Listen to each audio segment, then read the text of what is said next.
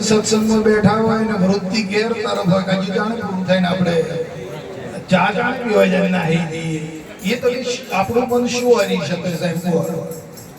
આ મનને વરવાનું છે અહીંયા.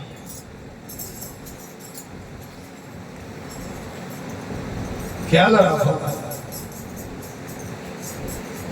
આ તો ગુરુ કૃપાથી તમને 4 દાડે 5 દાડે સમયો મળે છે. અહીંયા આ મનને કંઈક ને કંઈક વરવાનો છે. મનની શક્તિને જે શક્તિમાંથી એને બહાર કાઢવાનો છે. મનની અંદર ઉત્પન્ન થતા જે દોષો છે દોષોમાંથી એને મુક્ત કરવાનો છે. મારે તમારે બધા મન મુક્ત કરવાનું છે. મન મુક્તની સ્થિતિનું આ જ્ઞાન છે. અને મનમાં તો ગેર ભર્યો નાહી ગેર જતો રહેવું કે તમારા બાપે હું દાટેલો છે ઘરમાં તો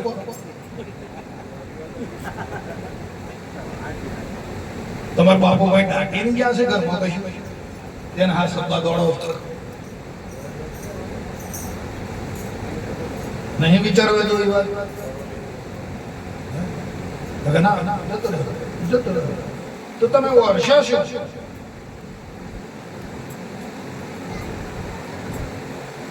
સંતો એમ કહે છે કે તારી પળ પળ જાય રે તારી લાખ સવાય છે. આવો રૂડો અવસર તને પ્રાપ્ત થયો છે તારી મનની સ્થિતિને લેવલમાં લાવવા માટે. મનને વિરામ માટેનો માર્ગ છે સાહેબ. ઘડી બે ઘડી પેલા તુલસીદાસ સાહેબ કહે છે એક ઘડી આધી લે પુનિયાદ તુલસી કહે સંગત સંત કી કટે કોટી અપરાધ. તમે સંતોમાં 4 કલાક 3 કલાક બેઠા હોય 2 કલાકથી જો નિશ્ચયથી બેઠા હોય તમે 2 કલાક બેસો તો કંઈક કોટી અપરાધો અહીંયા ક્ષમા થઈ જાય છે. એવો આ મહિમા છે મારો. આપણને ખબર નથી હોતી જાણે અજાણે આપણે કંઈક એવા અપરાધો કરતા હોઈએ છીએ. થતા જ હોય છે વાણીથી મનથી તનથી પણ અપરાધો થયા કરતા હોય છે. તો ઘડી બે ઘડી કલાક 2 કલાક 3 કલાક 4 કલાક જો આ અવસરમાં જો તમે ગાળી દો ને સાહેબ તો અહીંયા તમારા કોટી અપરાધ અહીં ક્ષમા થઈ જાય છે ટળી જાય છે. એવું તુલસીદાસ મહારાજ કહે છે. હા એનો મહિમા છે. કોણ તો કહે નાહી જવું મારે જતું જ રહેવું. શું કરીએ આ જીવની સ્થિતિ જો બાપુજી કહે છે કે જીવ કપાસ અને બીજું એ પીલા વગર પહોળું ના થાય.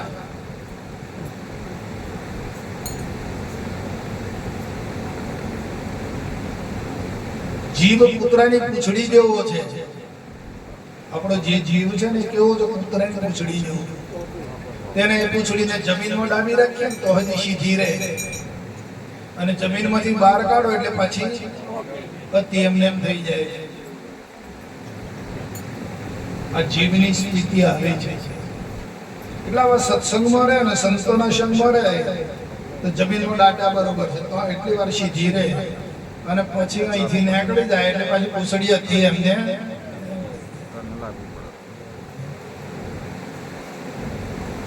હમણાં પ્રભુદાસ મારી કોણ આવ્યા બાપુ દાટીને ગયેલા છે કશું કરવું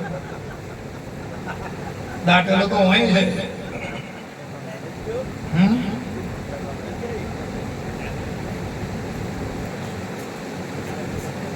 તમને આ મનને સ્થિરતા ક્યાં મળે છે?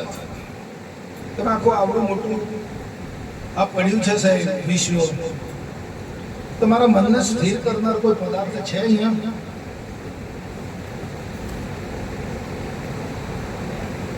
આવડા મોટા ભયંકર બધા મોટા વિજ્ઞાનના બધા ઉદ્યોગો ચાલે ધંધાઓ ચાલે આવડા બધા માર્કેટો પડી છે આવડા મોટા શહેર પડ્યા છે પણ તમારા મનને કોઈ સ્થિર કરી શકે એવું કોઈ જગ્યા છે ખરી અહીંયા? કલ્પેશભાઈ દેખાય છે નથી વાત. મનને સ્થિર કરવાનો જો એક ઉપાય હોય તો સંતોનો સંગ છે. સંતોના સંગમાં અને રશિયાના રંગમાં સાચું સ્વરૂપ ત્યાં ઓળખાય છે. ત્યાં ઘડી બે ઘડી સ્થિર મન ન થાય છે.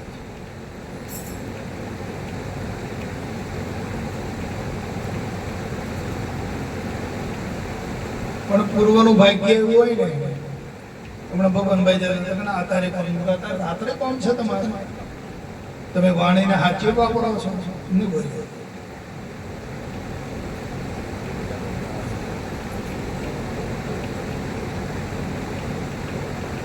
તો આપણું અંતસ્કરણ, આપણું મન, આપણી વિચાર શ્રેણી આપણે ક્યાં જ વાપરીએ છીએ, ક્યાં ચલાવીએ છીએ એ હું ગુરુ મહારાજ નથી જોતા. એમ જાણો છો? ગુરુ મહારાજ નથી જાણતા.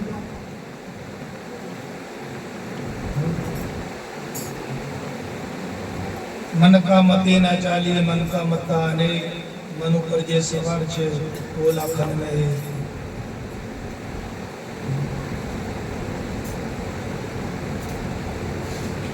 કરશો તે ભોગવવું પડશે.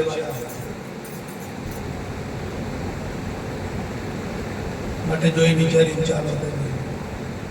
આ સાધનનો સદુપયોગ કરી અને સ્વધામમાં રહેતા શીખી જાઓ.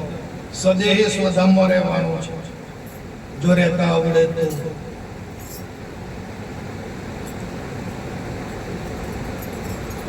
આ સ્થૂળમાંથી નીકળી જતા શીખી જાઓ. કળા આપી છે આખી જગતમાં લાગેલા એ ચારે બાજુ જોઈ લો, પણ પંખીને શું ધોખો થાય? પાંખ વગર નો કરે કકળાટ ને અંધાને ક્યાંથી જડ્યા વાટ. પાંખો આપી છે તમને ગુરુ મહારાજે.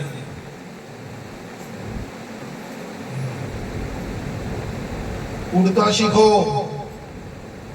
અને સદેહે આ દેહે જે સ્વધામમાં રહેતા શીખી જાઓ.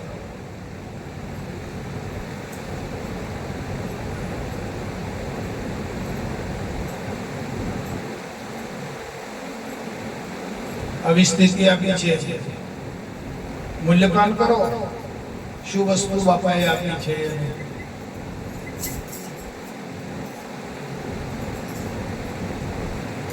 તો કે છે કે મર્યા પછી વૈકુંઠ ના, તમારે તમે સદેહ તમે વૈકુંઠ તમે જોઈ શકો છો, વૈકુંઠમાં રહી પણ શકો છો.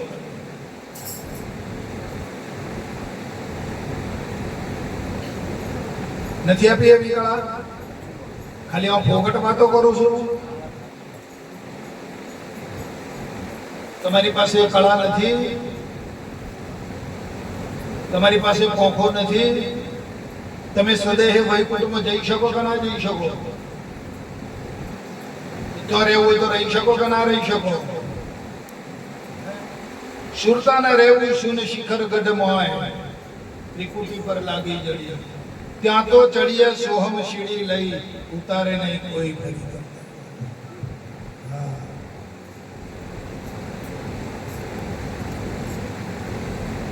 કીધું ને, સંતોએ નથી કીધું?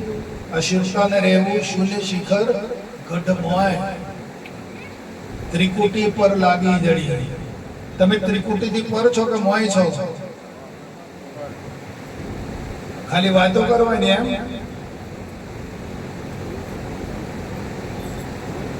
પણ આ કળા તમે અપનાવો છો ખરા? આ કળાનો ઉપયોગ કરો છો ખરા?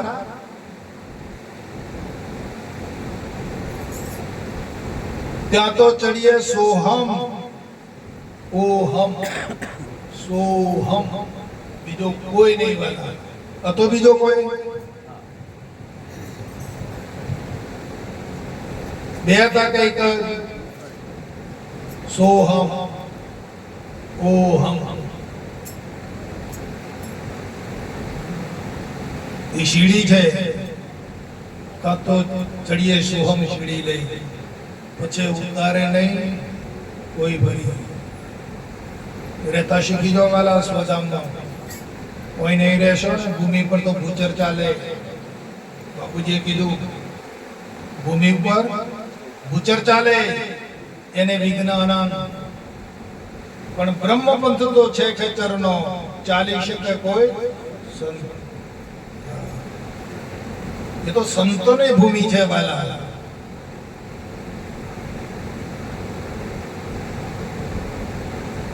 શબ્દના માને સોતો નુગરા. બોધ નથી લીધો એ નુગરા નહીં, આ બોધ લીધા પછી નથી માનતા એ નુગરા.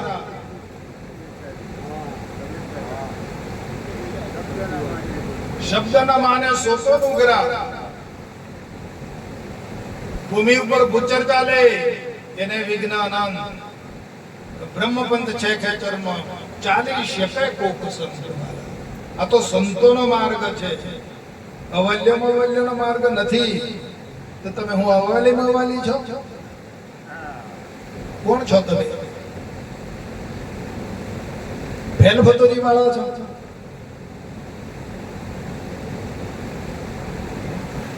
તમે અવાલીમાં અવાલી છો? પોતાની જાતને અવાલીમાં અવાલી માનો છો?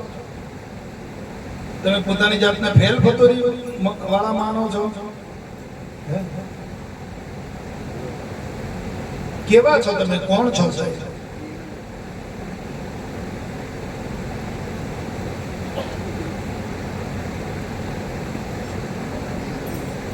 આ તો યાદ આવ્યું છે, કહી દઉં. આવ્યું છે, બાપે મોકલ્યું છે તો કહી દઉં છું. તમારે જે એમાં થતું હોય પૂછજો ને ભાઈ. બોલો સદગુરુ મહારાજ. કલ્પેશભાઈ બોલો. આવો. આજે નવા મોવાડા મુકામે આદરણીય ભુલાભાઈ ના આમંત્રણને માન આપી ઉપસ્થિત આજની આ ધર્મસભા ભજન સત્સંગ કાર્યક્રમમાં આપણા ગુરુવર્ય પરમ પૂજ્ય સંત શ્રી બ્રહ્મનિષ્ઠ મહાત્મા એવા પુરુષોત્તમદાસજી મહારાજ, મંચસ્થ સૌ તત્વવેત્તા મહાપુરુષો અને આપણે સૌ સંતો ભાઈઓ અને બહેનો. મહારાજશ્રીએ ખૂબ ઊંચા લેવલની વાત કરી. આપણને ઘણી વખત એમ થાય કે મહારાજ વાત કરે કે આત્મામાં સ્થિર થઈ જાઓ, મનને કાબુમાં રાખો, ઇન્દ્રિયો ઉપર સંયમ રાખીને ઇન્દ્રિયોને ઇન્દ્રિયથી અતીત બની જાઓ. ઘણી વખત એમ લાગે કે હવે મન ચક્રાવે ચડી જાય, કરવું શું? મહારાજ તો બધું જોડીને બેઠા છે. કારણ કે એમનો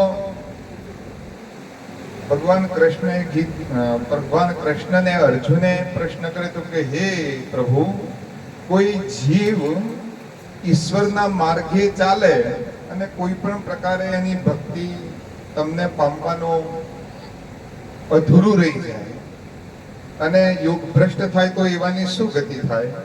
તો ભગવાને એમને કહ્યું હતું અર્જુનને કહેવાના અનુસંધાને આખા જગતને એમણે કહ્યું કે હે અર્જુન, પુણ્ય કર્મ કરનારા, ભક્તિ માર્ગે ચાલનારા લોકો દેવ યોગે કે કોઈ પણ યોગે પોતાની ભક્તિથી બહિર્મુખ થાય અને આ શરીર છૂટી જાય તો બીજો જન્મ હું એને જ્યાંથી એની ભક્તિ પુષ્ટ થાય એવા ઘેર, એટલે કે સંતોના ઘેર અથવા તો ધનાઢ્ય પરિવારોમાં જન્મ આપું છું. આપણને સર્વને ખબર છે કે પૂજ્યપાદ સંત શ્રી પરસોત્તમ મહારાજનો જન્મ એમના પિતાશ્રી પણ ભક્તિ લાઈનની અંદર જોડાયેલા હતા.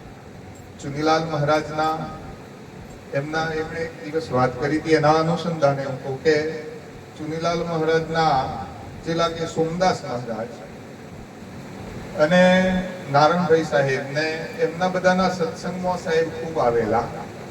એમની એક તૃષ્ણા પહેલેથી હતી કે મારે ઈશ્વરના દર્શન કરવા છે. નાના હતા, 5મા 6મા ભણતા ત્યારથી મહારાજના સ્વમુખી કહેલી વાત છે, કોઈ બનાવેલી વાત નથી, કે મારે ઈશ્વરના દર્શન કરવા છે.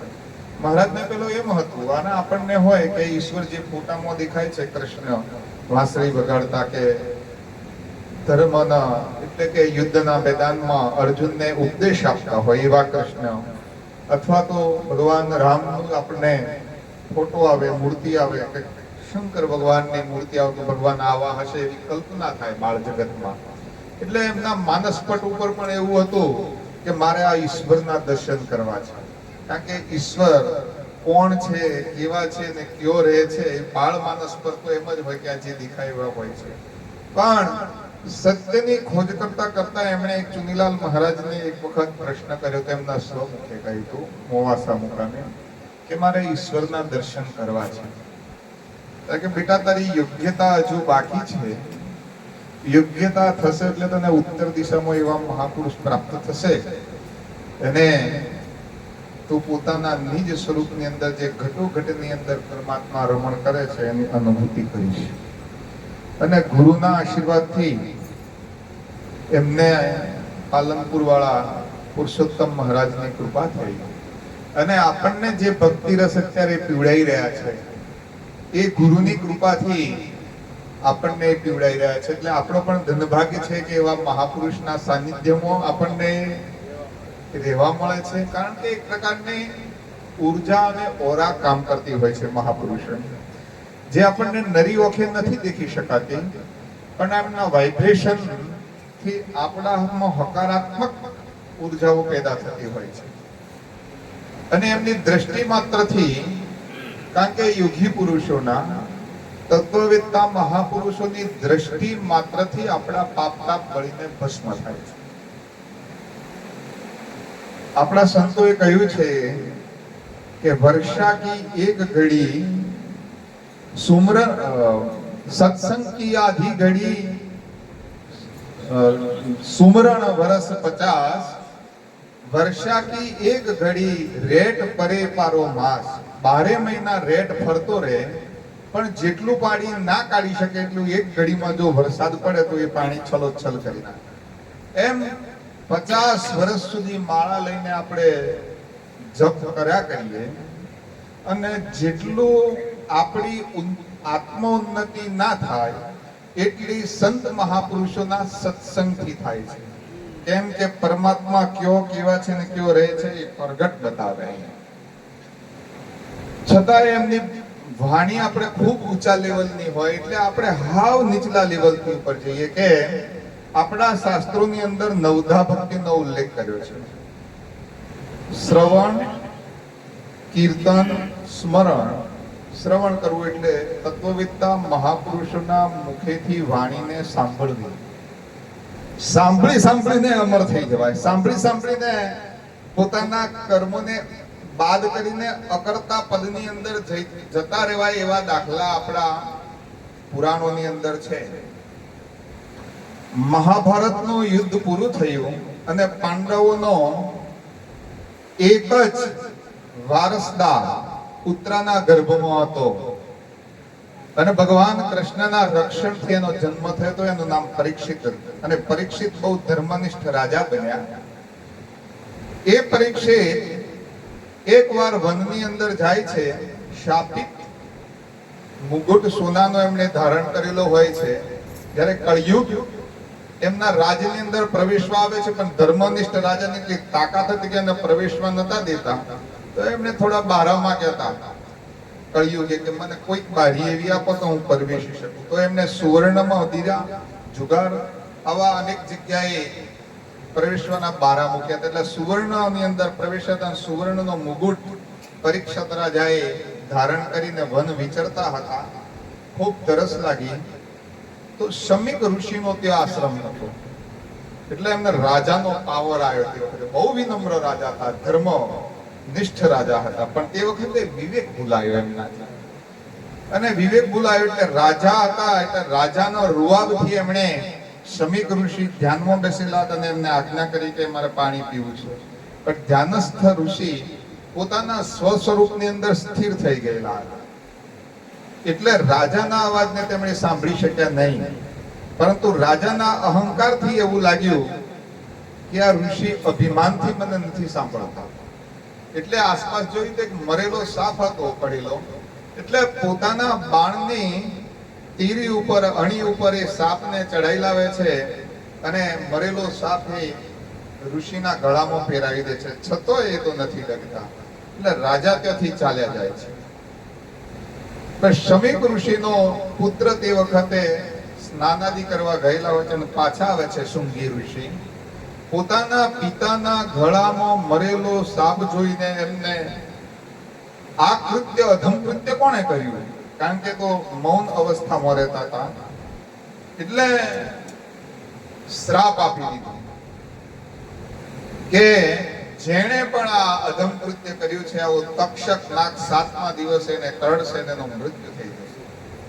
આ વાત ધીરે ધીરે વાયુ વેગે હસ્તિનાપુર રાજ્યમાં ફેલાઈ ગઈ ને જ્યાં એ પરીક્ષિત રાજા રાજ્ય કરતા હતા એમના કાને તે જ દિવસે વાત થતી. હવે તો પેલો મુગુટ ઉતાર્યો એટલે તો પાછો વિવેક આવી ગયો, વિવેક જાગૃત થઈ ગયો. વિવેકનો દીવડો જેના હૃદયમાં પ્રકટ થાય ને એની આત્મોન્નતિ જલ્દી થવા લાગે. એટલે એમણે ઋષિને જે શ્રાપ આપ્યો હતો ને એને દંડ દેવા માટે કોઈ પ્રયત્ન કર્યો નહીં, પરંતુ તૈયારીમાં રાજ ઋષિઓને બોલાવી દીધા કે હું આ શ્રાપથી પીડિત થયો છું તો મારો 7મા દિવસે મૃત્યુ નિશ્ચિત છે, તો મારે શું કરવું જોઈએ કે હું મૃત્યુને જીતી લઉં? એટલે બધા ઋષિઓએ કે મૃત્યુને કોઈ ટાળી તો શકાતું નથી, પણ તમારું મૃત્યુ સુધારી શકાય છે. તે કે એવું કે ફક્ત હવે તમારી પાસે બીજું કોઈ તમે ધ્યાન કરી શકો એટલા દિવસો નથી.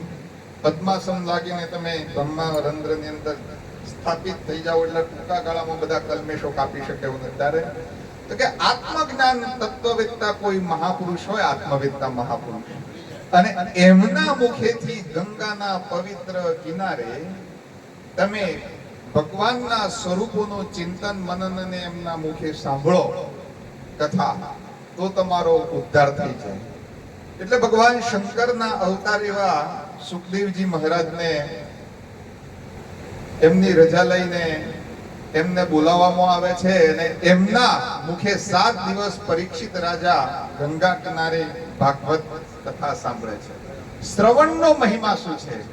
એટલે આ પહેલું પગથિયું શ્રવણની ભક્તિથી. તો 7મા દિવસે જે વખતે તક્ષક નાગ શમીક ઋષિના શ્રાપ મુજબ કરડવા આવે છે તો આત્મા સ્થિતિની અંદર સ્થિર થઈ જાય છે. શરીરને નાગ કરડે છે પણ શરીરે હું નથી એવો પ્રાણની ઉર્જા તેવો પ્રાણ બહાર કાઢી લે છે સંકલ્પથી, અને ભડભડ કરતો એમના દેહ સાપના ઝેરથી બળી જાય, પણ તે વખતે આત્મા બહાર નીકળી ગયેલો હોય છે. કહેવાનો ભાવ કે 7 જ દિવસના ઉત્તમ શ્રોતા પરીક્ષિતને માનવામાં આવે શાસ્ત્રોમાં, અને ઉત્તમ વક્તા સુખદેવજી મહારાજને, કે ઉત્તમ વક્તા હોય મહારાજ જેવા. અને જો આપણે બધી ઇન્દ્રિયો 10 ઇન્દ્રિયોને કાબૂમાં રાખી અને જો ઉત્તમ શ્રોતા બનીએ તો સાંભળીને પણ કલ્મેશો દૂર કરી શકાય છે. કારણ કે આપણી અંદર એ જીવાત્માને અહંકારનો એક પડદો છે. આ હું કરું છું એવો ભાવનો જે પડદો છે ને એ ખાલી સંતો એમના સત્સંગથી ઉડાડી દે. એટલે હું કરું ના બદલે આ સર્વ જગતની અંદર હું વ્યાપ્ત છું એવો એક ભાવ આવી જાય તો પછી કર્મનું બંધન લાગતું નથી. તો પહેલા નંબરની ભક્તિ તે સાંભળીને મુક્તિ પામી શકાય. કીર્તન ભક્તિ મીરાબાઈએ કરી, નરસિંહ મહેતાએ કરી. શ્રવણથી ભવાય, કીર્તનથી કમાય, નામ સ્મરણથી થવાય. પણ મહારાજે કહ્યું કે નામનું સ્મરણ કરવું. જો સોહમની કળા જે જન જાણી જાય, આપણા પંથની અંદર નથી, પણ એક યોગ કળા વિશે મહારાજની આજ્ઞાથી હું જરા કહું કે અષ્ટાંગ યોગની વાત. અષ્ટાંગ યોગની અંદર ઈંડા, પિંગળા અને સૂક્ષ્મણાને સાધવાની હોય છે કે બંને સ્વર, ડાબો સ્વર એટલે ઈંડા, જમણો સ્વર એટલે પિંગળા, બંને સ્વરને એક સાથે કરવાના હોય છે. એટલે સૂક્ષ્મણા ચાલુ થશે. આ સૂક્ષ્મણાનો અભ્યાસ જેમ જેમ જેમ જેમ જેમ જેમ વધારતા જશું એમ પ્રાણની રિધમો ઉપર કાબુ આવતો જશે. પ્રાણ અપાન ધ્યાન ઉદાન અને સમાન અને એના પાંચે પાંચ ઉપપ્રાણ નાગ કરુણા કૃકલ દેવદત્ત અને ધનંજય આ પાંચે પાંચ પ્રાણ ઉપર કાબુ આવતો જશે. પછી ષટચક્ર ભેદન પ્રક્રિયા થાય. મૂલાધારથી માંડીને ઉપર સ્વાધિષ્ઠાનમાં આવો, મણિપુરમાં આવો, અનાહતમાં આવો, વિશુદ્ધમાં આવો, આજ્ઞાચક્ર ને સહસ્ત્રસાર જેને શૂન્ય શિખર ગઢ કહેવામાં આવે. યોગી પુરુષોને આપણે પણ કરી શકીએ. જ્યારે બ્રહ્મરંધ્ર ઉપર સુરતા ચડે એટલે કોઈ પણ વિચાર આવતો નથી. મૂલાધારને જ્યારે આપણે જાગૃત કરીએ તો ત્યાં વીજળીના ચમકારા થતા હોય ને, આમ વીજળી થતી હોય ને એવું આપણને લાગ્યા કરે.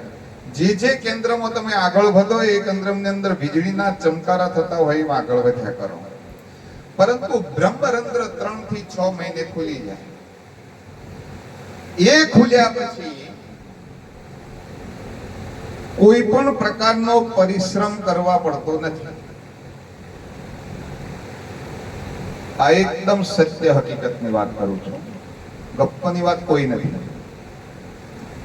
બ્રહ્મરંધ્રની અંદર જ્યારે સ્થાપિત થાય પ્રાણ તો તમને આમ કીડીઓ ચડતી ચડતી હોય આ ભાગની અંદર 3 માસ સુધી સૂળ ભોગાતું હોય ને એ રીતના ખુલશે બ્રહ્મરંધ્ર.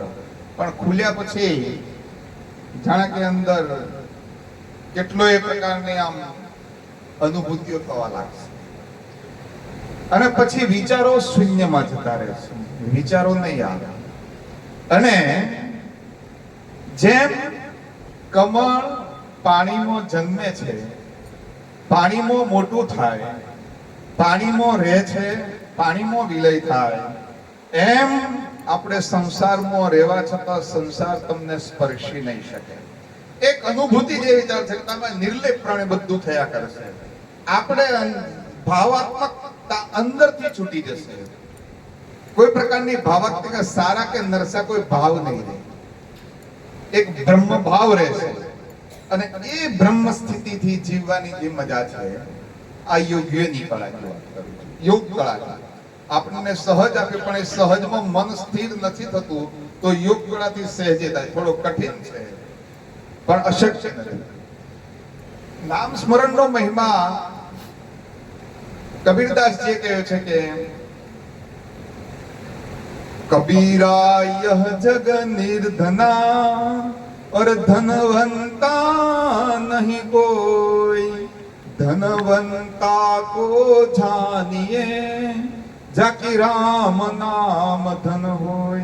જેની પાસે રામ નામનું ધન છે, જેને પોતાના ગુરુએ આપેલા મંત્રને જપ્યો છે એને સાચું ધન છે. પણ કરવો કેવી રીતે? તો सुमरण ऐसा कीजिए और खरे निशाने चोट. खरे निशाने चोट કે જે શબ્દ છે એ શબ્દ ઉપર જ સુરતા ચોટેલી રહે. ક્યાંય અંતર લગન લાગી રહે, હલે ન જીભ કે હોઠ. જીભે ના લે કે હોઠ પણ હલે નહીં એવી મહારાજે જે શબ્દ આપેલો છે એ શબ્દ ઉપર જ્યારે એ પ્રકારની છૂટા શ્વાસ અંદર જાય અને શ્વાસ બહાર આવે, એ શ્વાસ અને ઉચ્છ્વાસ જ્યારે નામ જપ કરતા થઈ જાય ત્યારે પણ સહેજે બ્રહ્મની પ્રાપ્તિ થાય, સહેજે બ્રહ્મની પ્રાપ્તિ થાય. અને પછી કબીરદાસજીએ કહ્યું કે આ રીતના જો બ્રહ્મની પ્રાપ્તિ થાય, ન માલા જપુ ના કર જપુ, ના લઉ મુખ સે હરિ કા નામ, સુમરણ મેરા હરિ કરે મેં પાઉં આરામ. એ સ્થિતિ આવી જાય પછી, એ સ્મરણ કરતા કરતા એ બ્રહ્મની સ્થિતિ આવી જાય કે જ્યાં કશું એ કરવાનું કશું રહેતું નથી. અને સદગુરુ મહારાજની કૃપાથી આપણા સર્વને એ સ્થિતિ પ્રાપ્ત થાય એવી ઈશ્વરને આપણે પ્રાર્થના કરીએ, ગુરુ મહારાજને પ્રાર્થના કરીએ. સર્વ સંતોને જય ગુરુ મહારાજ, સંતોને જય ગુરુ મહારાજ, સંતોને જય. જે પકડે એની બલિહારી, ગ્રહણ કરે એની બલિહારી. ચિત્તે પ્રમાણે એ કરવું પડે. એટલે બાપુજીએ લખ્યું કે વસ્તુ પાત્ર વિના વસ્તુ ના રહે, પાત્રે આત્મિક જ્ઞાન. પાત્ર વગર વસ્તુ ટકતી નથી અને પાત્રે જ આત્મિક જ્ઞાન. એ પાત્ર સેવવા માટે સેવો બ્રહ્મચર્ય અતિમતિ માન. હા, પાત્ર બનાવવું એટલે કે વાતો કરે પાત્ર થઈ જાય. પ્રયત્નથી પાત્ર બને છે. અને પાત્ર વગર વસ્તુ નહીં રહી. બહુ જ ખોટીની વાત છે. આ તો યોગી પુરુષોની વાત કરીએ આપણે. બાપુજી એમ કહે છે કે અયોગી પદમાંથી તમને યોગી પદ ઉપર લાયા છે. અયોગી પદ દર્શાવીને પછી યોગી પદ એટલે ચોથું પદ છે, મિલાપ વાળું. તમને મેળવી આવ્યું છે, સતનામ સાથે યોગ સાધ્યો છે, તમારો મિલાપ કરી આપ્યો છે. બ્રહ્મરંધ્રની સ્થિતિ જે વાત કરી છે કે કાંઈ નહીં છે જ નહીં.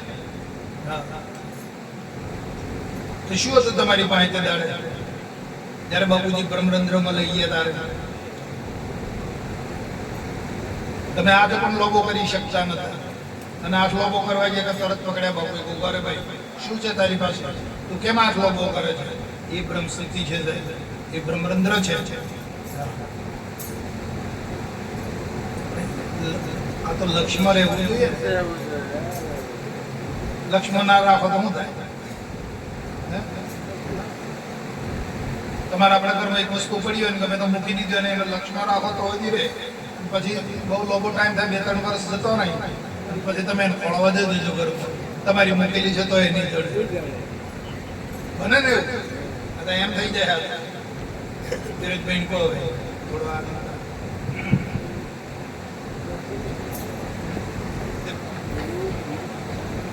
બોલો સદગુરુ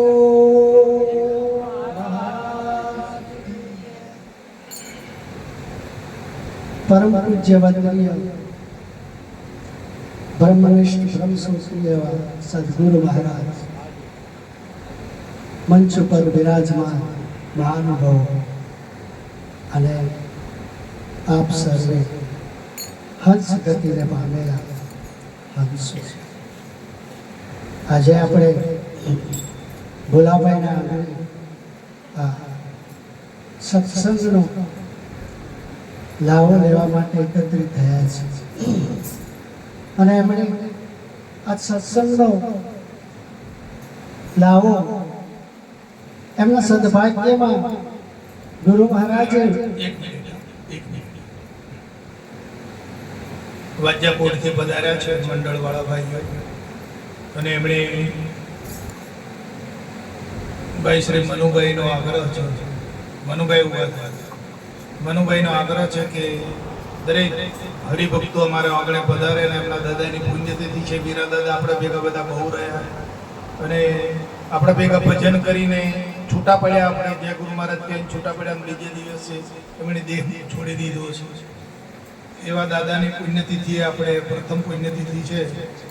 તો દરેકની ફરજમાં આવે છે કે બધાએ આપણે ત્યાં જઈએ અને એ આત્માને આપણે ત્યાં જઈને ભજન કરીએ, સત્સંગ કરીએ તો એ આત્માને ખૂબ શાંતિ ગુરુ મહારાજ આપશે. તો એમનો આગ્રહ છે કે બધા જ ભાઈઓ જે ના આપણી સાથે ના હોય એમને સાથે લાવવાની પણ કોશિશ કરજો બધા. અને બીજે દિવસે દેણમવાળા બાપુની 27 તારીખે એમની પુણ્યતિથિ છે. તો એમનું પણ આયોજન છે. એમનું પણ આયોજન છે કે 27 બાપુની પુણ્યતિથિ પણ અમે ઉજવીએ. તો જે મહેસાણાથી આવવાના છે.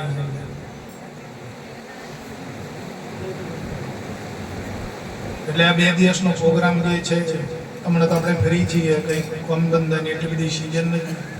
તો બધા લાભ આપજો ને એમને સેવા કરવાની તક આપજો. બોલો સદગુરુ મહારાજ. તો આજે આપણે આ સત્સંગનો લાવો લઈ રહ્યા છીએ.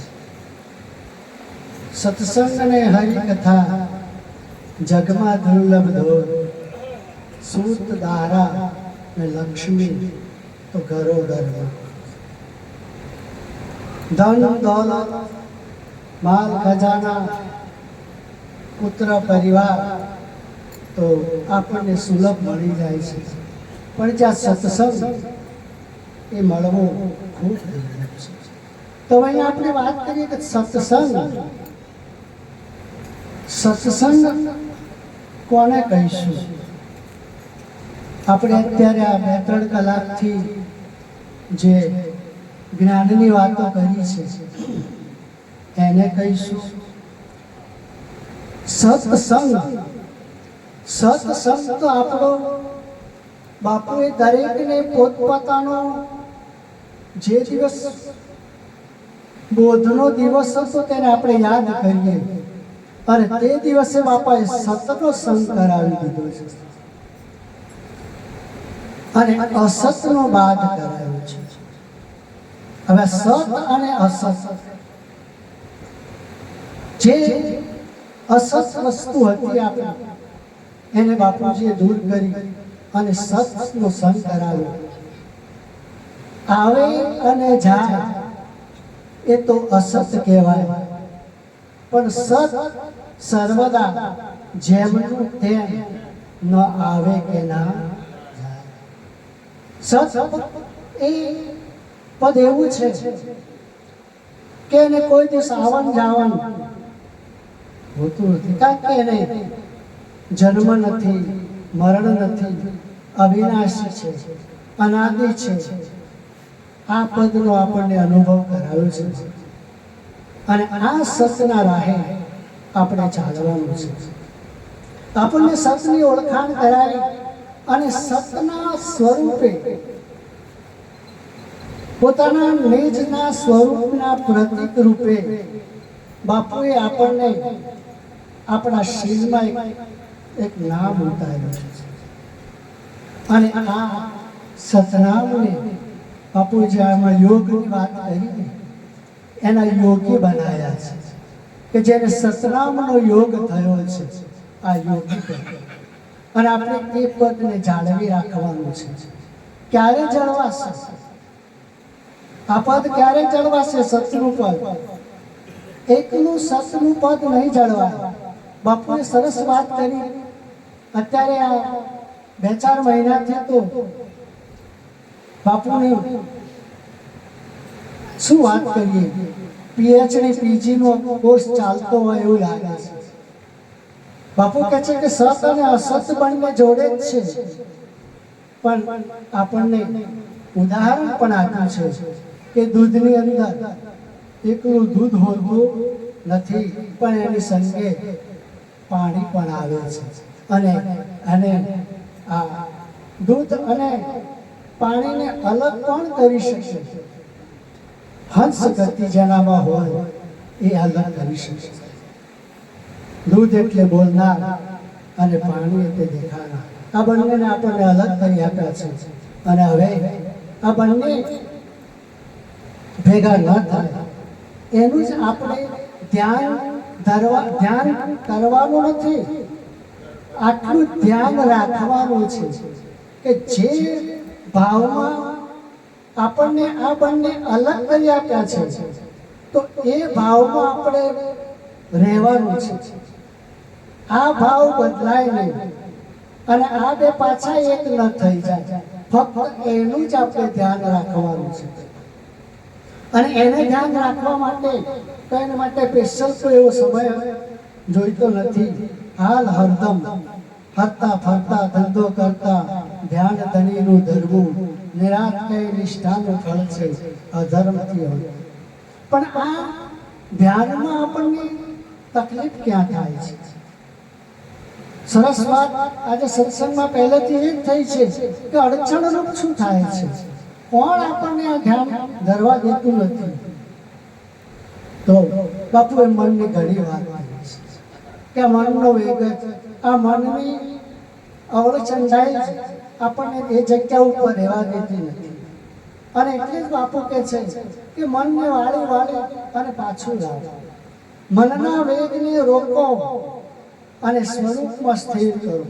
આજ બાપુનો ખાસ ભાર મૂક્યો છે અને આપણે પણ એ જ કરવાનું છે. કારણ કે જ્યાં ચંચળતા છે, જ્યાં ચંચળતા છે ત્યાં અસ્થિરતા છે, અને જ્યાં અસ્થિરતા છે ત્યાં ભય છે. ક્યારે નિર્ભય નહીં થવાય જ્યાં સુધી આપણું મન સ્થિર નહીં થાય, ત્યાં સુધી આપણામાં નિર્ભયતા નહીં હશે. આપણે અભય પદને નહીં પામી શકીએ પ્રભુ. હા, જ્યાં સુધી આપણું મન વળીને પાછું આવશે ત્યારે જ આપણે અભયતા પ્રાપ્ત કરીશું. અને બાપુએ એને સહજ સમાધિ કીધી છે કે મન સમજીને જો પાછું વળી જાય તો આ સહજ સમાધિ કીધી છે. આ ચંચળતા દૂર થશે તો આપણે અભયતા આવીશું અને સ્થિરતા પદને પામી શકીશું પ્રભુ. પણ આ તો ઊંઘ યોગે લયા સપના અને જીવ જંજાળે ચડ્યો, પરવશી દુઃખ સહે પ્રાણી અને આમ જીવ જળને વશ પડ્યો. આ જીવ આ જળને વશ પડ્યો છે એના કારણે દુઃખ ભોગવે છે. જે ચેતન એ પોતાનું સ્વરૂપ ભૂલી અને આ જળને પોતાનું સ્વરૂપ માનતો થયો છે અને એના કારણે એને દુઃખ ભોગવવાનું આવે છે. એ આ શરીરનું આ જળને વશ થઈ ગયો છે, એના લીધે જ એને આ બધી તકલીફો છે. અને એટલે જ બાપુજી કહ્યું છે કે તું આને છોડ, આમાંથી નીકળ. અને બાપુએ બહાર કાઢ્યા છે અને બહાર કાઢ્યા તો ખરા, પણ પાછો પ્રશ્ન એ થાય કે બહાર કાઢ્યા તો ખરા પણ પછી મૂક્યા છે ક્યાં? રઝળતા મૂકી દીધા છે? ના, આપણને બહાર કાઢી દેવળ બનાવી અને પછી પાછા એમાં પધરાયા છે કે રઝળતા નથી મૂક્યા સાહેબ, બહાર કાઢીને પાછા મૂક્યા. હવે તું આમાં રહે છે. આજે તને મંત્રનો દેહ બનાવ્યો છે એમાં તું રહેજે, આને તું ના ભૂલતો. આવી રીતે આપણને સ્થિરતા પદમાં ઠેરવ્યા છે. અને વારંવાર સંસારની બાપા જગતની વાતો કરી કે ભાઈ જગત છે શું? જગતને આપણે બદલી નથી શકતા. પણ બાપુજી કહે છે કે દ્રષ્ટિ બદલી ના, પણ આપણને દ્રષ્ટિ બદલતા તો આવડવી જોઈએ.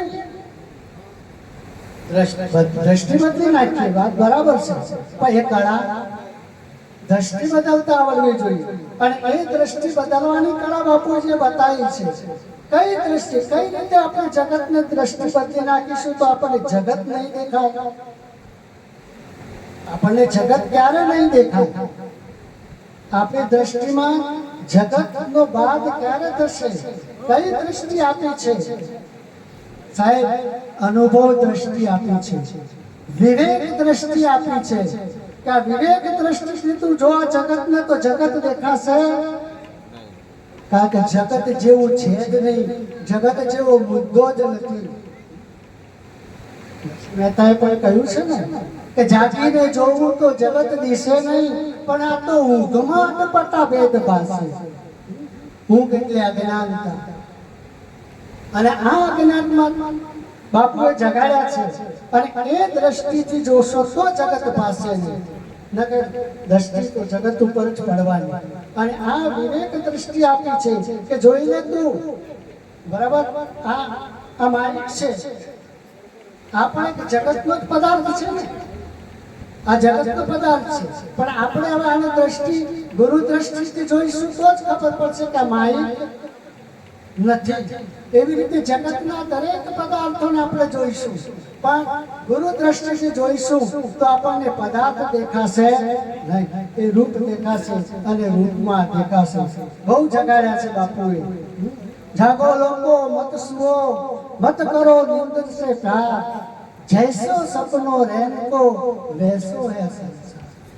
આ સંસાર જેમ ઊંઘમાં સ્વપ્ન આવે છે એ ખોટું છે, એ કલ્પનાનું જગત છે, એ મનની કલ્પનાના જગતથી ઊભું થયેલું આ સ્વપ્ન છે.